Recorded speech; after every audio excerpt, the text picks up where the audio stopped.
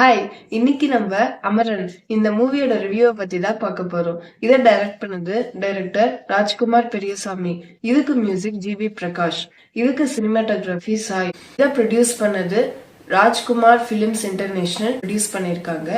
இதுல சிவகார்த்திகேயன், சாய் பல்லவி, புவன் அரோரா, ராகுல் போஸ் மற்றும் பலர் நடிச்சிருக்காங்க. முகுந்த் வரதராஜன் அவங்களோட பயோபிக்கா அவங்களோட வாழ்க்கை வரலாறை மையமா படுத்தி இந்த மூவிய ராஜ்குமார் பெரியசாமி அவங்க டைரக்டர் அவங்க எடுத்திருக்காங்க. இந்த படம் கொஞ்சம் எமோஷனலா எல்லாருக்குமே கனெக்ட் ஆயிருக்கு, எல்லா ஆடியன்ஸ்க்கும்.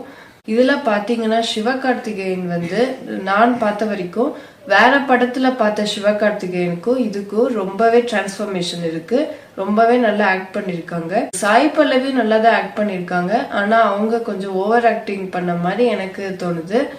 சாய் பல்லவி ரெண்டு பேருமே நல்லா ஆக்ட் பண்ணிருக்காங்க.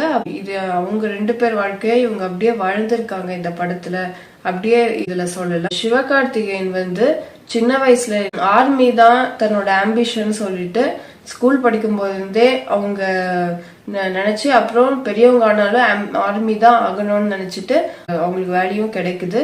ஆர்மிலே போறாங்க. அப்புறம் அங்க பாத்தீங்கன்னா இந்தோ பாகிஸ்தான் பார்டர்ல காஷ்மீர்ல ஒரு வாரெல்லாம் அப்பப்போ நடக்குது. அங்க பாத்தீங்கன்னா அல்தாப் பாபான்ட்டு ஒரு பெரிய லீடரு எல்லாருக்குமே அவங்க சின்ன பசங்களுக்கு கன் எல்லாம் ஷூட் பண்ணணும் எப்படி அதெல்லாம் சொல்லி தராங்க இந்த சின்ன வயசுலயே.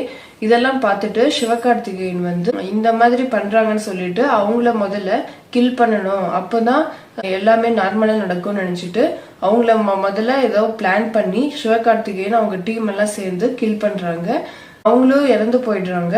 அப்புறம் இத பழி வாங்கறதா நினைச்சுக்கிட்டு ஆப்போசிட் டீம்ல இருக்கிறவங்க எல்லாம் சிவகார்த்திகேயனையும் அட்டாக் பண்ணணும்னு நினைக்கிறாங்க.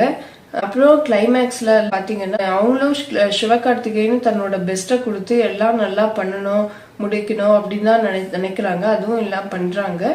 கடைசியில சிவகார்த்திகேயனை புல்லட்டால தாக்கிடுறாங்க.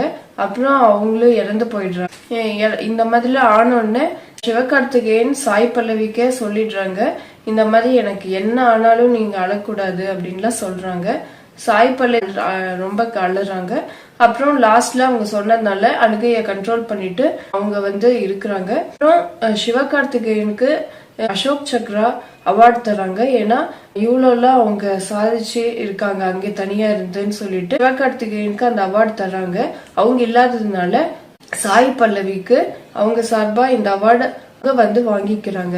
எல்லாரும் இந்த படத்தை தியேட்டர்ஸ்ல போய் பாரு. ரெண்டு பேருக்கும் என்னெல்லாம் நடக்குது அதுதான் இந்த படத்தோட மீதி கதை. ஜெய் ஹிந்த். தேங்க்யூ.